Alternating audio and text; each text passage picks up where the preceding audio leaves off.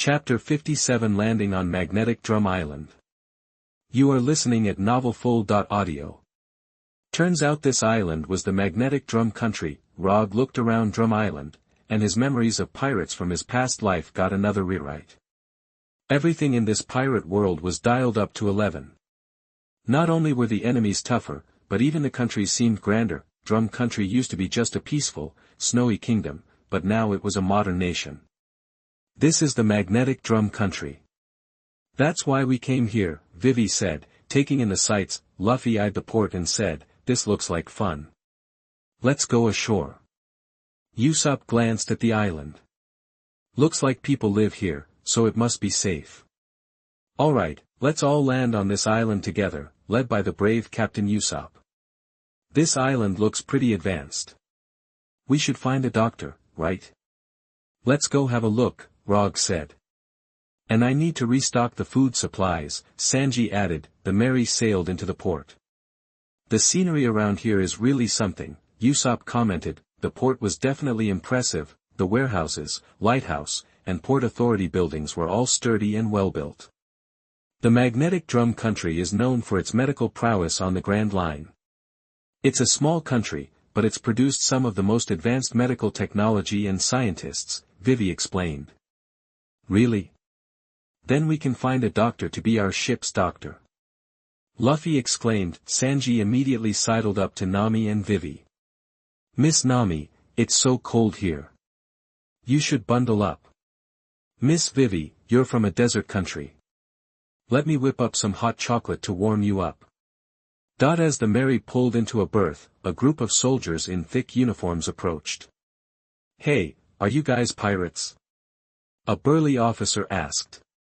"Of course we are," Luffy declared proudly, pointing at the pirate flag. Nami and Usopp looked annoyed. "Seriously?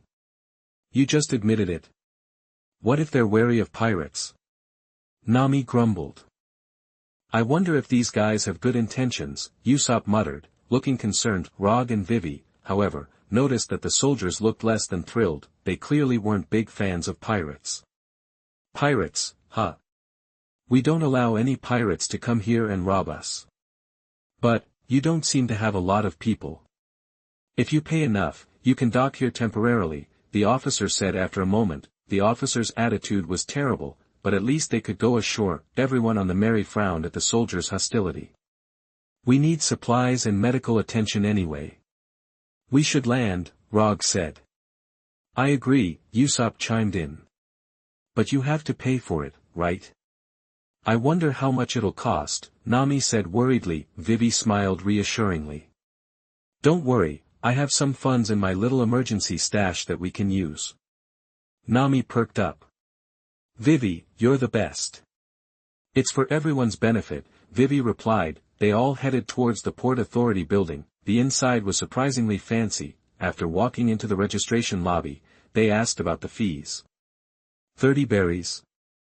Seriously? Vivi was taken aback by the price. "Hey, you're charging way too much. Our ship's not even that big." Nami protested. The official in charge of registration looked indifferent, with a clear contempt for pirates. "Look, you're on a pirate ship.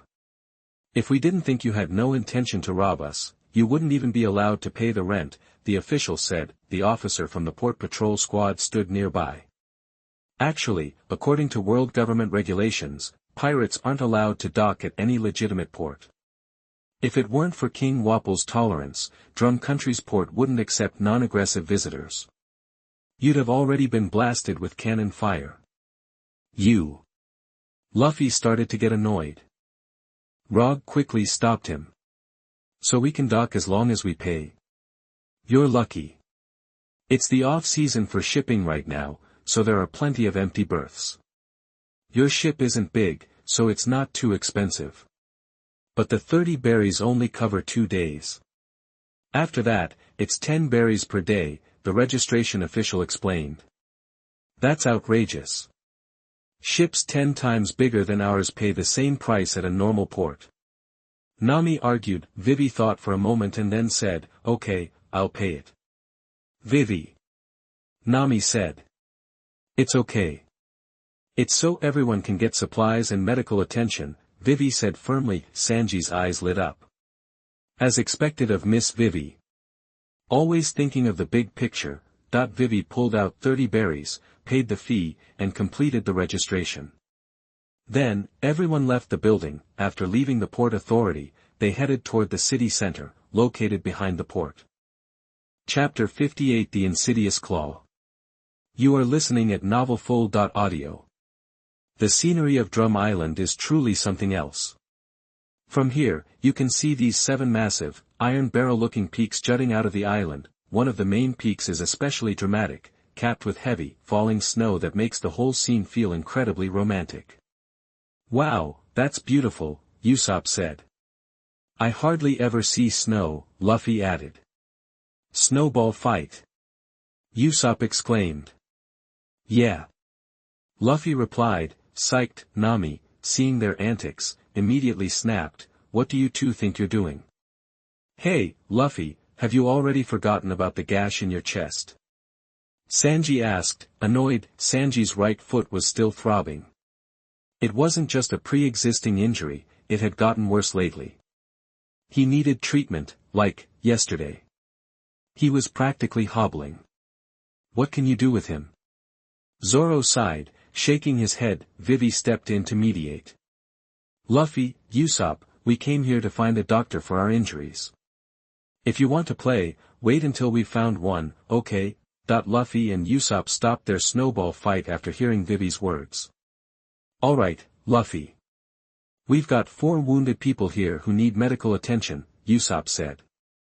Right, we need to find a doctor for the ship, Luffy agreed. The group walked together through Drum Island's town, taking in the sights. Roger was observant of the environment as well. The port and city alone were a good indicator of how developed Drum Island was. Modern shops lined the streets alongside various hotels. Meanwhile, back at the Port Authority, some officials and officers had stumbled upon something interesting. Check this out. I didn't realize we were dealing with big shots, the port administration clerk said, sliding a wanted poster across his desk to an officer. The poster featured a smiling picture of Luffy. The officer zeroed in on the bounty listed under the portrait, 30 million berries. 30 million berries for a little pirate crew like this? The officer exclaimed in surprise. The clerk continued, after they went into town, we started digging through the recent pirate wanted posters, trying to see which ones were making waves. Turns out these kids are worth 30 mil. The officer's eyes widened, greed flashing across his face, like a hungry wolf spotting its prey. So, you think we should try to catch them? The officer asked. Absolutely. 30 million berries, we catch them, turn them into the navy, and collect the reward. Word's going to get around eventually, so we need to report it. Even if we have to share, we'll still get a hefty cut. The clerk said excitedly. Yeah, King Wapole will reward you handsomely, the officer added. Both of their eyes gleamed at the thought of getting rich. I'm going to go and find these pirates now, said the officer, nearly salivating at the prospect. Alright, I'll wait here for some good news, said the officer. Meanwhile, the Straw Hat Pirates were asking around. They eventually arrived at a hospital in the city. The towering hospital buildings were meticulously constructed. The hospital itself was grand, even for an urban area. Looks like a decent hospital. Let's head inside, Roger suggested. Yeah, to find our ship's doctor, Luffy responded. Get your wounds treated first, you idiot, Zoro grumbled. Your bandages were just a quick fix. It's probably starting to fester, Nami pointed out. Finally, the crew entered the hospital building. Inside the hospital lobby, a massive sculpture stood in the center of the room. It was a hippopotamus. A rough-looking man, it was a statue of King Wapole, ruler of Drum Island. Chapter 59. You are listening at novelfull.audio. Seeing the Wapole statue, Luffy and Usopp exchanged weird looks. Who made this thing? It's hilarious, Luffy said, squinting at it. More like brainless, Usopp added, giving the statue another once-over. Their loud banter made everyone else in the hospital lobby flinch. In Drum Country, bad-mouthing Wapole, even in private, was a big no-no. The whole group then headed to the reception desk. As they were asking questions, a commotion erupted outside. What's all the racket? Sanji wondered, glancing towards the entrance. A bunch of soldiers came barreling in, led by that familiar officer from the harbor. Spotting the straw hats, the officer grinned. Usopp, seeing him, muttered, "Ugh, this guy again. He's got a punchable face," Zoro added. Rog just glared, sensing trouble. The officer dramatically pulled out a wanted poster, Luffy's 30 million belly bounty. "Straw Hat Luffy and his crew, you're all under arrest," the officer announced. "What?" Luffy, Usopp, Nami, and Vivi were stunned. "You already let us check in. Now you're arresting us?" Usopp protested. "Yeah, we paid you." Nami fumed. Vivi stepped forward. "Hold on. We had an agreement. You took our money, so we can stay, or leave when we're ready." The officer sneered. "You pirates don't get to make demands. You're criminals, end of discussion." Vivi's face hardened, but she kept her voice steady. "You agreed to let us stay temporarily. You can't just do this. At least let us see a doctor first. Why would pirates get medical treatment? This is His Majesty Wapole's hospital. Once you're labeled as lawbreakers, you're out of luck," the officer retorted. The hospital staff, catching on, started avoiding eye contact. "Hold on. You're just trying to cash in on the bounty now, aren't you?" Rog interjected. The officer shot him a look. "Hey, you are pirates.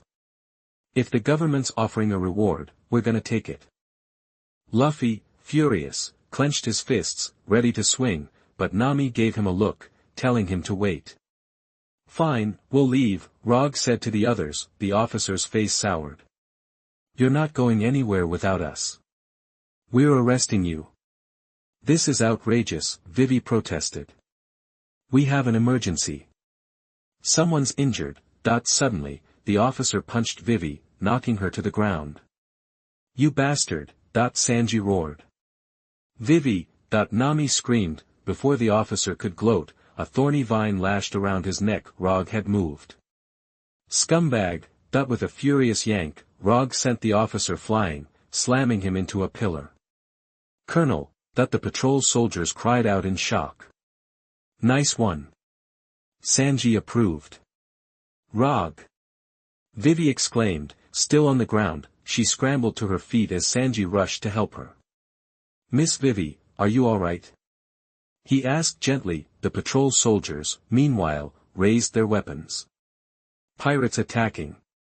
Prepare to engage." They aimed their guns at the straw hats. "All right, let's bust out of here," Luffy declared. Zoro drew his swords. "Looks like we're fighting again already. Time for some payback." Rog grinned. Outside, beyond the soldiers who had followed the officer in, 2 more squads of soldiers, nearly 100 in total, had surrounded the hospital. "Why'd they attack the colonel?" an officer demanded. "It's the Straw Hat Pirates, Lieutenant Colonel," a soldier reported urgently. "The colonel's out cold. I hope the lieutenant colonel will take command." Before the lieutenant colonel could issue an order, gunfire erupted inside the hospital. A moment later, the 30 soldiers who'd stormed in with the colonel went flying out, one after another. Then Rog, Zoro, Sanji, Luffy, Usopp, Nami, Vivi, and Marianne charged out into the open. "Get ready to fight," the lieutenant colonel commanded. The soldiers outside, though caught off guard, quickly raised their rifles. Thorn Whip Whirlwind. Rog spun his thorny whip, mowing down the soldiers like a buzzsaw. Gum Gum Gatling. Luffy unleashed a flurry of punches, sending a dozen soldiers tumbling. Lion Song. Zoro swung his swords, unleashing a wave of energy that cleared out a line of soldiers. Sanji leapt into the enemy ranks, stood on his hands, and spun, kicking with incredible force. Table Manners. Single leg kick. Even with his injured right leg, he still caused major damage with his left. Special move, 3-star fire. Usopp fired explosive stars from his slingshot. Nami, everyone's fighting so hard. "We have to help," Vivi said. Vivi hopped onto the sprinter ducks and charged, swinging her peacock slashers, knocking down soldiers left and right. Nami grabbed her climate baton, but her face clouded over. Several soldiers charged her. Oh, what do I do? She wondered. Suddenly, the soldiers stopped in their tracks, their faces crumpled with sadness. Huh? Nami saw huge blue circles drawn on the ground under their feet. The blue of sorrow makes them depressed, Marianne said, holding a paintbrush and palette. Nami grinned. You're amazing. Then she whacked the soldiers on the head with her staff. Chapter 60. You are listening at novelfull.audio. The patrolman went down fast. Like mowing wheat, the lieutenant colonel in charge panicked. Machine gun, now. Soldiers scrambled to set up 2 machine guns on nearby rooftops, just in case. Aim at those pirates and let him have it. The machine guns opened fire, spitting out a wall of lead. Whoa! Usopp yelped, scrambling for cover. Sanji ducked and leaped away from the barrage. These guys pack some heat, Rog observed, noting the 2 machine gun nests on the buildings. Rog focused on the one to the right. Zoro, you take the left, he directed. Got it, Zoro replied, cool as ever. Rog bolted toward the right-hand building. He hooked his thorny whip onto the roof of the 4-story building and hauled himself up. Huh? The 2 soldiers manning the machine gun stared at Rog in disbelief. Move it. Rog sent them sprawling with a swift kick, then, using his whip like a vine, he yanked the machine gun off the roof. Looks like Zoro's got his handled, Rog muttered, glancing toward the other gun's location. Zoro had already reached the top and, with a flash of his sword, cut down the 2 soldiers. The 2 most serious threats were neutralized. That left maybe 20 enemies. Rog, Sanji, and the others confronted the remaining soldiers. With a final scream, every soldier but the lieutenant colonel was down for the count. Sanji plucked the cigarette butt from his mouth and, looking ticked off, stalked toward the officer. Hey! What do you think you're doing? The lieutenant colonel was shaking in his boots. You disrespect ladies and you're a liar, Sanji growled, raising his left foot. The lieutenant colonel blurted out, what do you think you're gonna do? In the Drum Kingdom, attacking Wapole's soldiers is the same as attacking His Majesty Wapole himself. And don't even think about escaping by sea. Our ships have blockaded the harbor. Shore batteries and warships will blow you out of the water. Sanji, not interested in the guy's babble, unleashed an Air Force kick, sending the lieutenant colonel flying. The battlefield was littered with defeated drum soldiers. Everyone breathed a sigh of relief. What now? They're not going to just let this slide. More of them will be coming, Usopp worried. We can't stay in the city, that's for sure. And trying to leave by ship sounds like a death wish, Rog agreed. That's right, Nami said. When we came into port, I saw a ton of heavy coastal guns and Drum Kingdom warships. It'll be tough getting out of here, she added, her face clouding over. Whatever we do, we can't stay here, Zoro stated. Yeah, and we have wounded to worry about, Vivi reminded them. Let's get out of the city first and head for the countryside or something, Rog suggested. Okay, let's go. Luffy said. The group quickly vacated the city. The skirmish had caused a stir, and reinforcements from the Drum Kingdom were already swarming the area. Seal off this sector immediately. Find those pirates. Heavily armed soldiers of the Drum Kingdom flooded the streets. At the port, the Going Mary's berth was heavily guarded.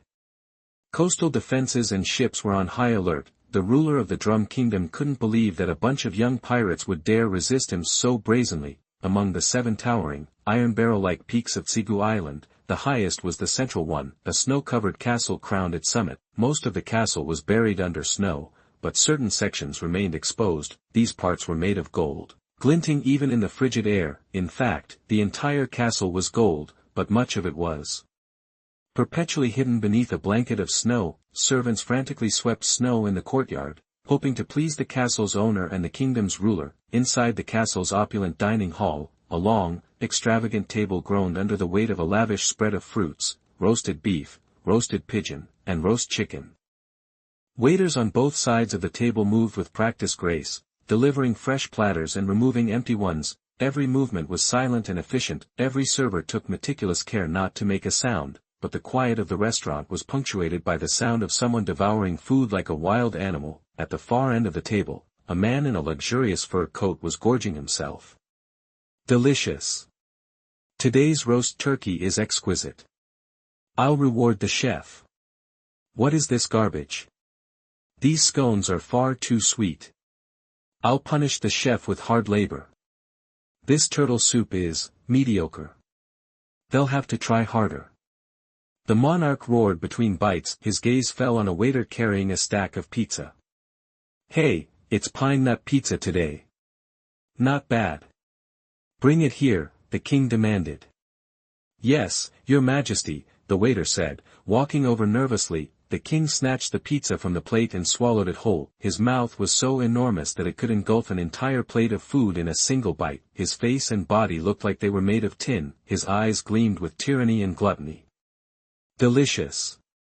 This is how a king should live. That the king continued to devour the pizza, one bite after another, until the plate was empty. The waiter kept his eyes fixed on the king, unflinching. Everyone was expected to regard the king with humility and respect. Anyone who dared to show disgust or ridicule would be swallowed whole. The minister had once made that mistake and paid the ultimate price. These waiters knew better. This king was Wapole, the ruler of the Drum Kingdom. Burp.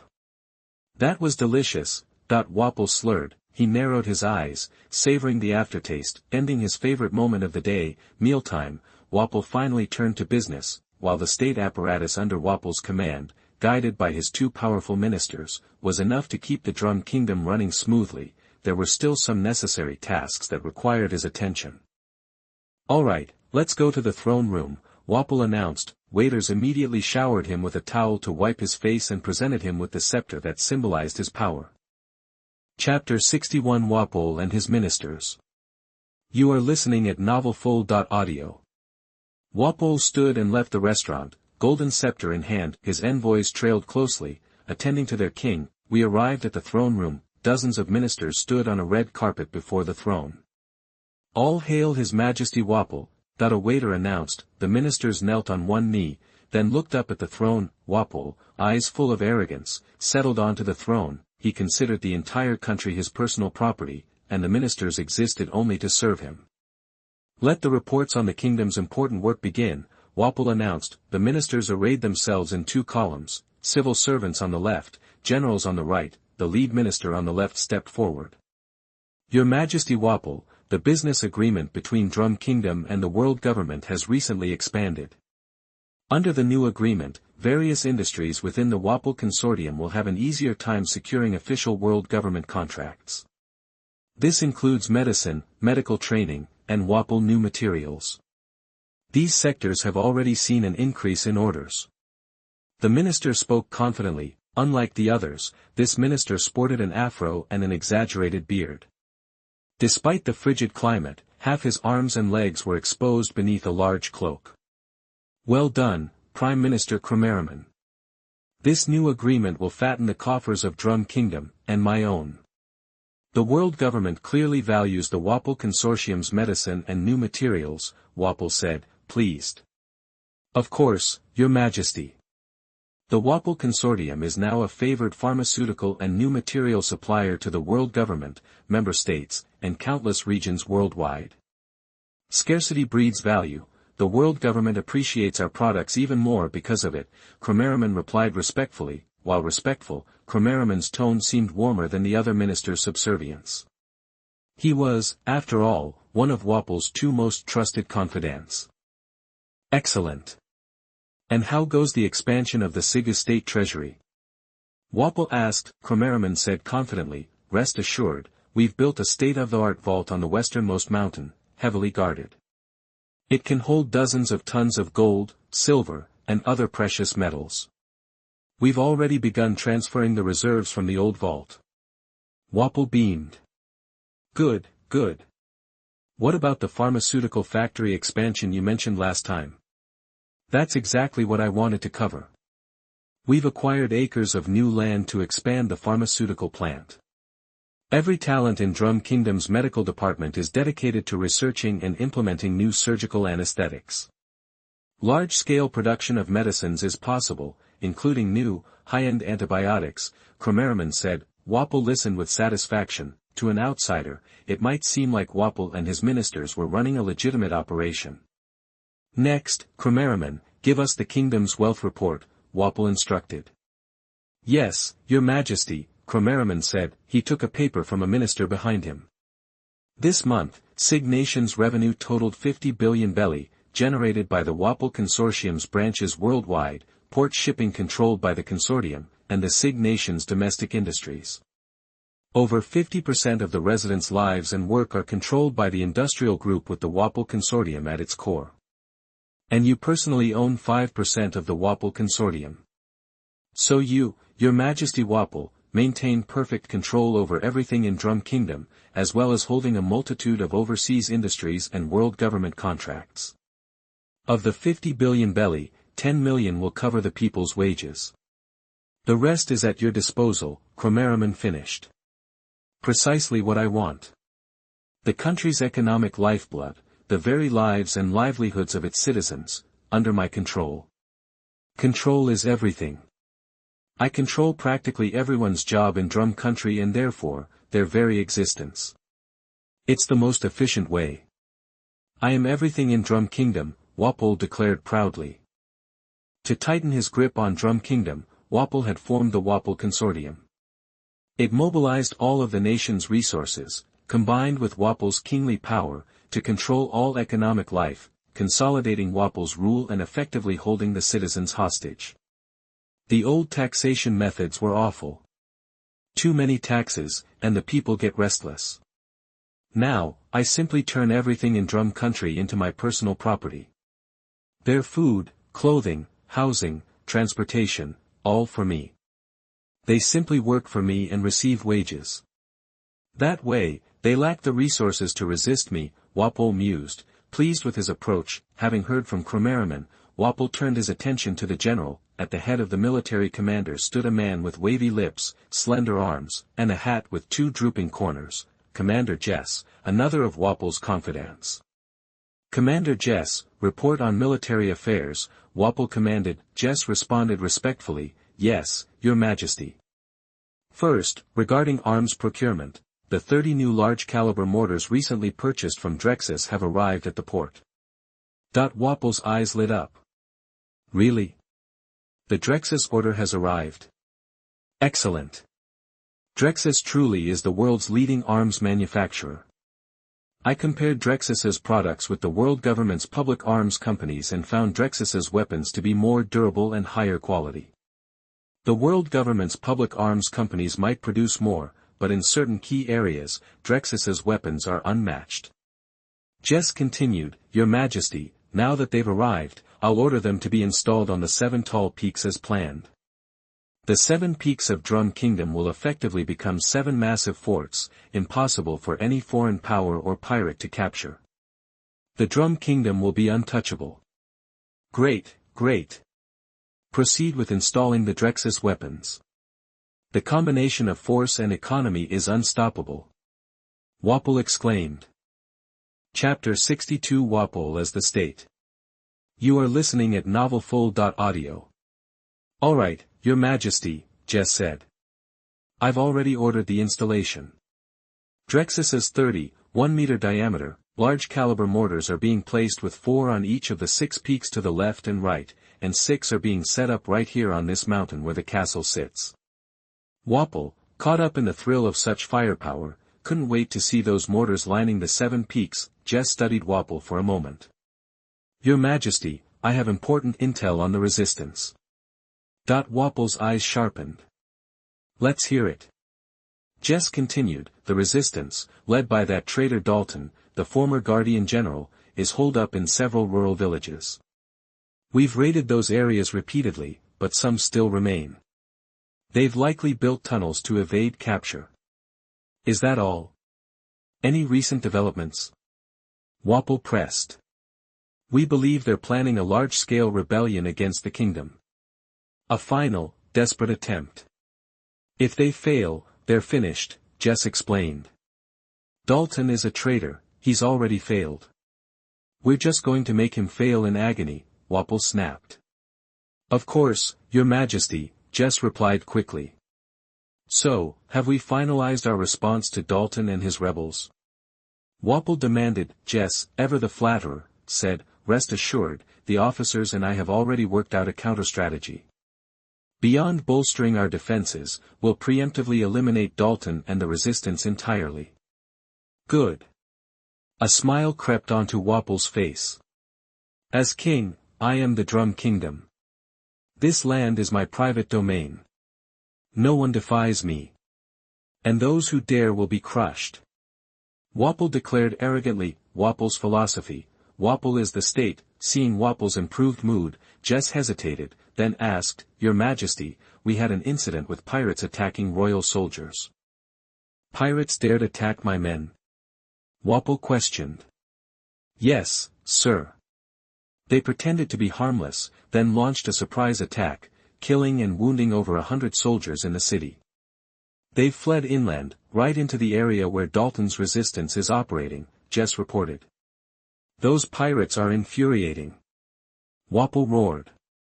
Your Majesty, I'm concerned they may be colluding with Dalton, Jess added.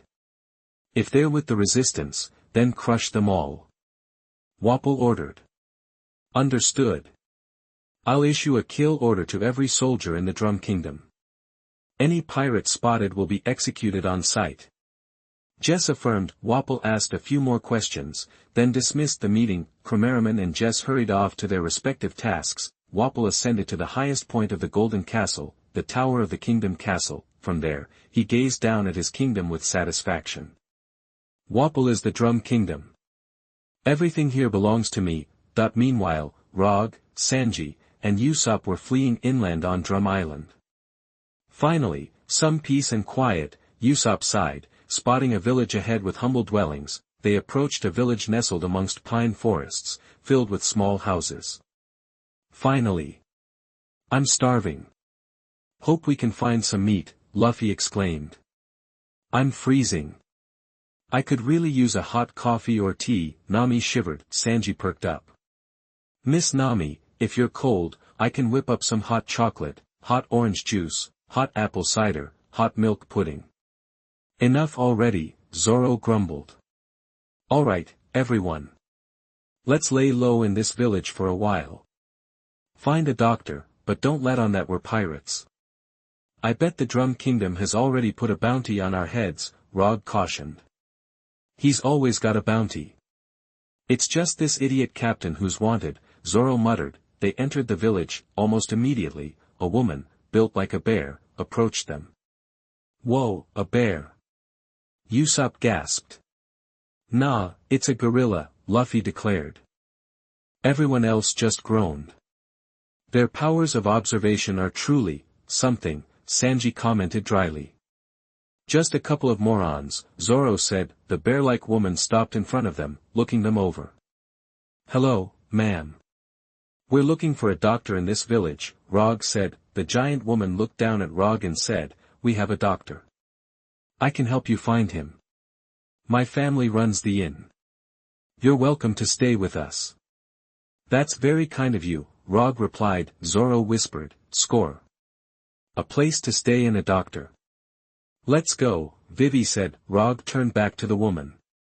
Ma'am, what's your name? I'm Maria the Onion Bear, the woman replied. Chapter 63 The Current Situation of the Drum Country. You are listening at novelfull.audio. Maria Onion Bear led the group to a hotel. The sign above the door read Maria's Hotel.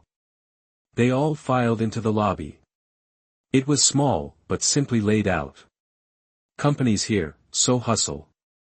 Maria Onion Bear called out. Two teenagers stood behind the counter. They were tall and sturdy, but still young. Standing next to Maria, they looked like two cubs beside a mama bear. Wow, two little bears. Luffy exclaimed. Totally, Usopp agreed. Zoro just gave them a look. These are my sons, Levin and Rice. You can talk to them if you need anything, Maria Onion Bear announced, setting down her things. Alright everyone, I'll get in touch with the doctor.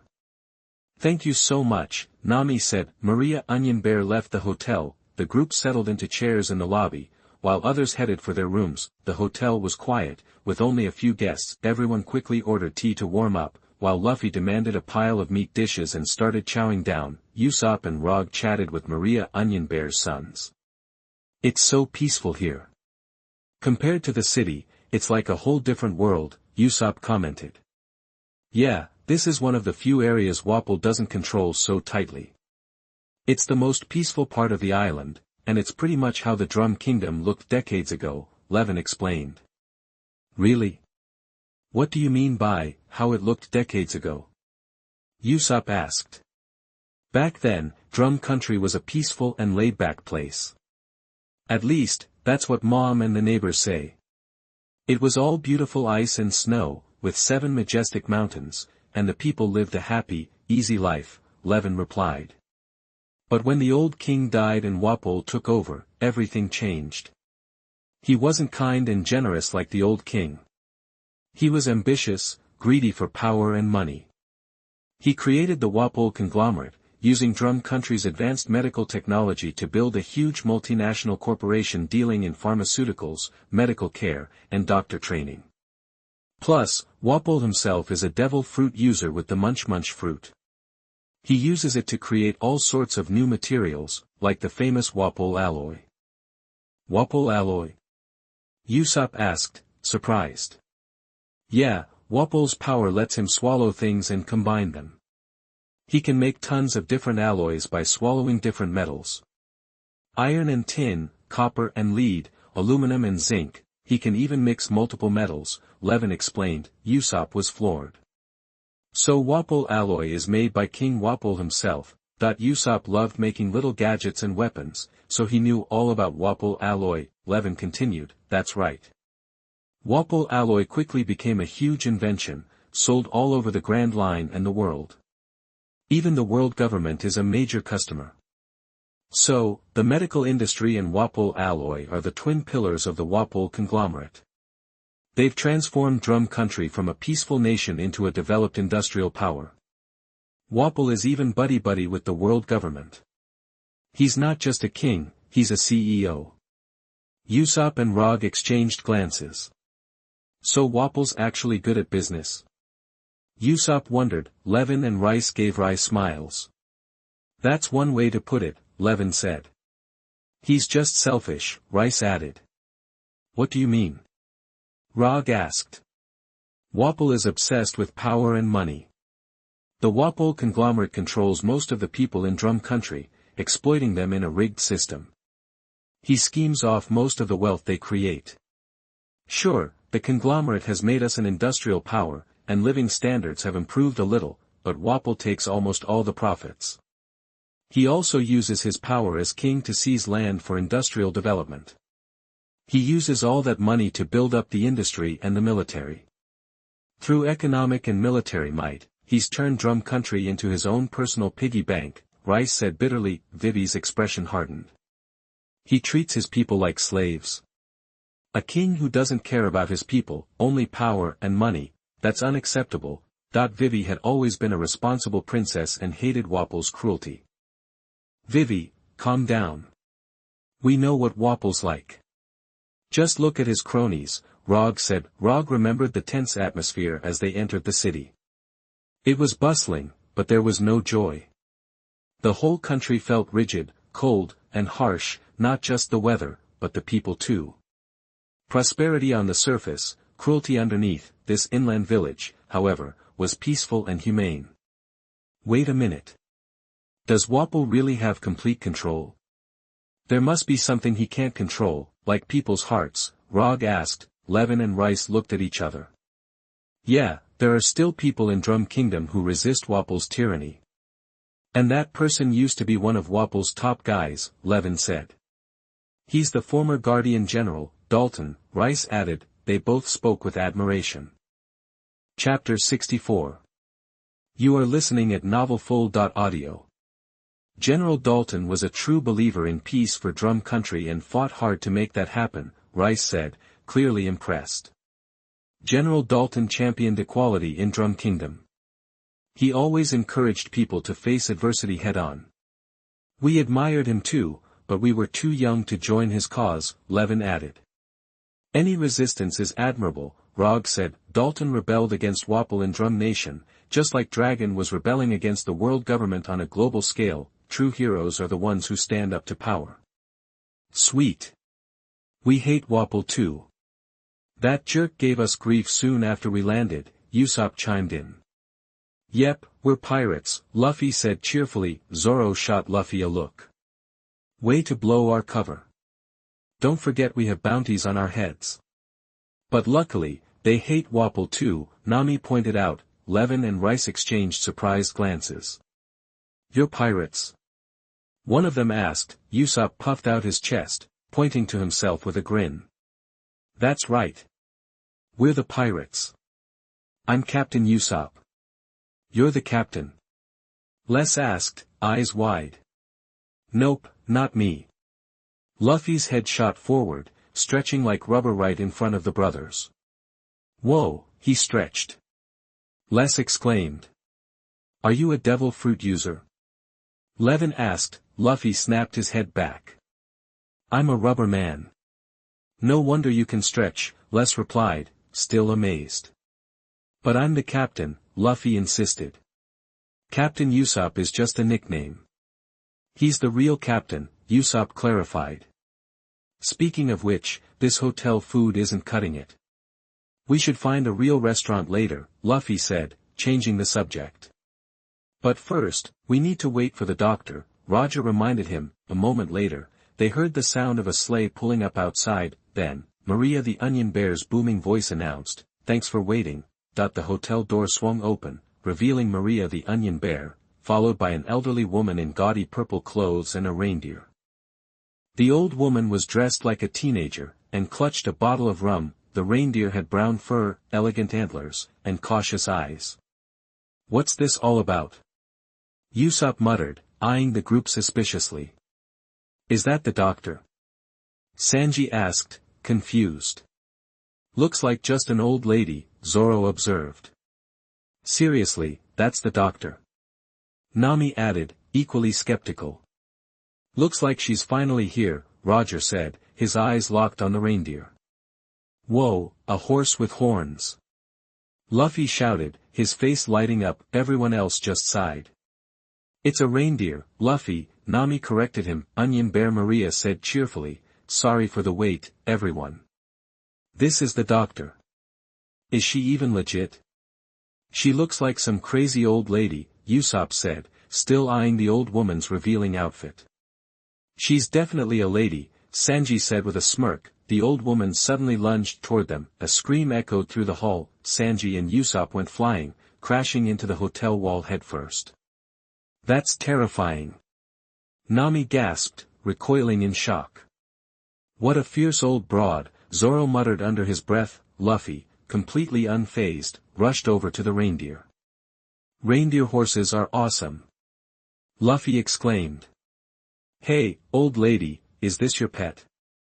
Luffy asked the woman beside him. A flicker of annoyance crossed the old woman's face. She kicked Luffy clear out of the hotel. Don't call me old. I'm only 139 years old, and I'm single. She yelled. Everyone stared at her, dumbfounded. Onion Bear Maria quickly interjected, this is Dr. Kureha. She's an incredible physician. The 139-year-old Dr. Kureha glared at everyone before tilting back her bottle of rum and chugging it down. Vivi stepped forward, trying to smooth things over. Hello, Dr. Kureha. We have some injured people in our group. We were hoping you could treat them. Dr. Kureha eyed Vivi. Really? Well, my fees are pretty steep. That's not a problem, as long as you can heal them, Vivi replied. Sanji, Zoro, Roger, and Luffy, all injured from the battle on the Saros airship, were brought forward for treatment. They all had traumatic injuries that needed more attention than simple bandages could provide. All right, Chopper, hand me the medical kit, Kureha said. The reindeer, Chopper, dutifully passed her the kit and then began to transform. His reindeer form began to shrink, and soon he became a small, furry creature that looked like a cross between a human and an animal. Everyone gasped at the sight of the adorable transformation.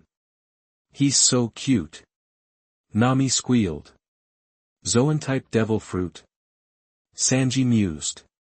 Get your mind out of the gutter, Zoro snapped. Luffy stared at Chopper, his eyes wide with wonder. He turned into a fox. I'm a reindeer. Chopper retorted angrily. Whoa, a talking fox. Luffy exclaimed. I said I'm a reindeer. Chopper repeated, frustrated. Doesn't matter. You should join our crew. Luffy declared. Everyone facepalmed. Here he goes again, Zoro grumbled. Chopper stared at Luffy in disbelief. Not only was a human speaking to him kindly, but the word pirate stirred a deep memory connected to the most important person in his life. Pirate? Chopper echoed. The little creature looked confused. Yeah. We're pirates. Come be a pirate with us. Luffy repeated enthusiastically. Chopper glanced at the others, then clenched his fists. What are you talking about? I'm just here to help Dr. Kureha, Chopper stammered. The cute reindeer turned back to the medical supplies and started arranging them with nervous movements. Chapter 65 The Cataclysm in Brewing. You are listening at novelfull.audio. Chopper kept helping Kureha nurse her mother back to health. Soon, everyone's injuries were healed. Luffy stretched, grinning. Yes. Finally back to normal. Your wounds are healing nicely. Just keep applying my medicine, Kureha said. Ma'am, I'm impressed with your skills, Sanji said politely. Kureha put her hands on her hips. Alright, time to pay up. It's belly apiece. That's belly total. Nami gasped. That's. Before she could finish, Vivi stepped forward and quickly pulled out a stack of bills. Thank you, Dr. Kureha, Vivi said, then, turning to Nami, she added, it's okay. As long as everyone's better. Dr. Kureha counted the money. Well, that's what I call refreshing, that the old woman eyed the group. You guys are pirates, huh? Kureha said. Not a big deal. Who says pirates have to be evil? Usopp said. Dr. Kureha grabbed another bottle of rum from the inn, took a swig, and said, well, you're cute pirates.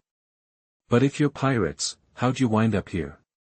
There's a hospital in town, isn't there? Wapole's men charged us a fee to stay for a couple days. But they went back on their word, Rog explained. Dr. Kureha shook the wine bottle. Figures. Wapole's just a greedy jerk. He'd shake down pirates if he could. But why come here? Wapole's men double-crossed us and came after us for the bounty on our heads, Rog said. Oh, really? So how much is your bounty? Dr. Kureha asked. Before Rog could answer, Luffy chimed in cheerfully, million belly. Just my bounty. Kureha looked at Luffy, unfazed, and took another sip of wine. What? Million belly? Dr. Kureha's voice echoed through the inn. She examined everyone closely. With a bounty like that you would worth to capture. Everyone looked at her, exasperated. Nami immediately groaned. Seriously? You're still obsessed with money at your age? Aren't you the same? Zoro grumbled. Just kidding. I wouldn't do that. I rely on my medical skills for a living. And you said you're being hunted by Wapole's goons, Kureha said. Usopp and Sanji looked ashamed. That's awfully noble of you. Dr. Kureha continued, besides, you're enemies of Wapole. I hate Wapole. So I'm happy to treat you. Of course, I'm even more happy to treat the Resistance and Dalton. Dr. Kureha, you treat Dalton and the Resistance, too? Rog asked. Damn right. They're the real heroes of Drum Kingdom, Dr. Kureha said earnestly. Oh, you're outsiders, aren't you? You wouldn't know that this rural area is a stronghold for the Resistance, Dr. Kureha added. Roger glanced at Chopper. Chopper's eyes were filled with complicated emotions. Just about everyone in this kingdom hates Wapole's guts. Even Chopper, Nurse Kureha said. Meanwhile, a large army advanced toward the inland village area. Cavalry, infantry, and carriages carrying cannons and supplies marched forward. Strong, heavily armed, they marched on. At the head of the army, Jess, with his wavy mouth, commanded the troops to attack the villages. Well, finally stopped snowing, Jess said, stretching his hands in the air. Mounted on a large horse, Jess surveyed the villages ahead. Commander Jess, the front is an area controlled by the resistance, a cavalry major reported. Excellent. Today is the end of these rebels, Jess said ominously. A devastating massacre was about to begin. Chapter 66 Violent Shelling. You are listening at novelfull.audio. The king's army, 1,000 strong, swept across the vast, snowy field, churning up the ground with a dense mess of hoofprints, footprints, and carriage tracks. Jace surveyed the village ahead as they arrived. The king's army halted and began to prepare for battle. Looks like it's curtains for these rebels. Anyone who defies Wapole will meet their end. This backwater harboring resistance will be reduced to nothing. Jace's plan was total annihilation. Wipe out the territory, wipe out the resistance. Artillery, get ready. Jace barked, waving his hand. Soldiers on 100 horse-drawn carriages unloaded cannons, pivoting them to face the village. Commander Jess, cannons are prepped and ready.